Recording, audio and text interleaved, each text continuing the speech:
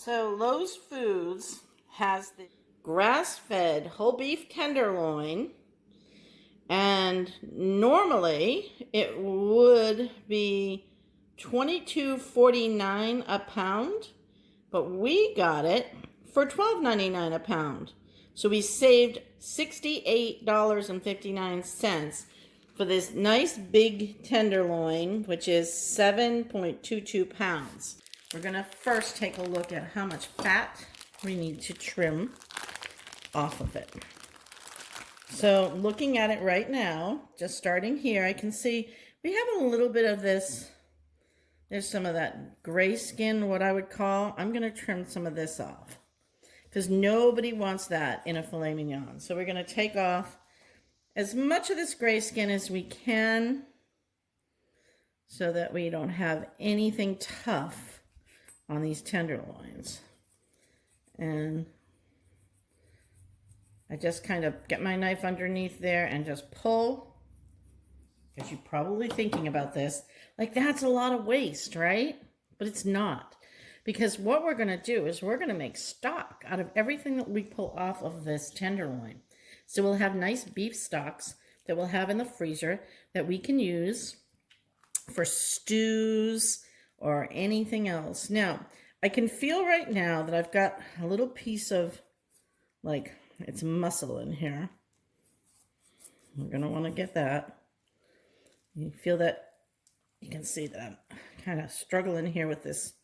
It's a little bit of, yeah, we wanna get that line out of there.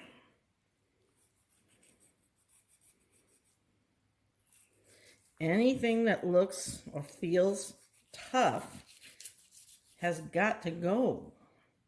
And look at that. That was just all a big piece of, like, it's really even hard to cut. Look, if I tried to cut it, yeah, you don't want to eat that. No bueno.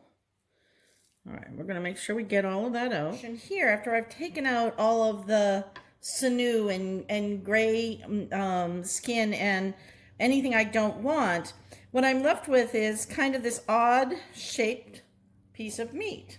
So I'm looking at it and thinking, well, what can I do with it? So I'm going to come down and I'm going to go ahead and I'm going to cut it off. These, once it's trimmed down, are going to make great little fillets, small fillets, all the way down. And that makes sense, right? But it was just this tail end. And so we're going to decide what we're going to do, and then we'll show you that in just a few minutes. So I'm just putting them all in a big pile for now, but we still have some more to go. As we get towards this end, again, we're going to have the same problem that we did in the other side, that it's going to be thin. So we're going to use those for something else. All right, and then we'll just kind of get an idea of what these each weigh. So that one is a good size fillet. That is a 10-ounce, almost 11-ounce fillet. So those would be like one of my bigger ones. Now I'm going to get one of the smaller ones. This is the smallest of all of them. And that one comes in just under 6 ounces. So when you go to a restaurant, a lot of times you get a choice of a 6 or an 8-ounce fillet, or sometimes even a 10. So we'll have varying sizes here depending on what we're doing. So when would I serve the little 6-ounce? Well, or just under 6 ounce? Maybe if we were doing surf and turf, because you don't need a giant piece of meat. You just need a little bit. What to do with all these pieces? This is almost like free meat, because if you had to buy all those steaks, and we'll talk about costs in just a minute, it would have been a lot more just to buy the steaks. You can see it weighs 1 pound, 3.4 ounces.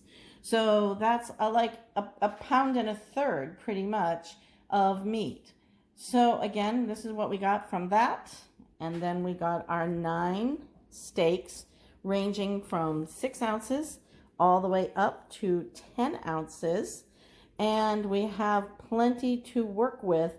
And don't forget, we're still going to use this meat here and make a stock. So if we want to talk about this cost-wise,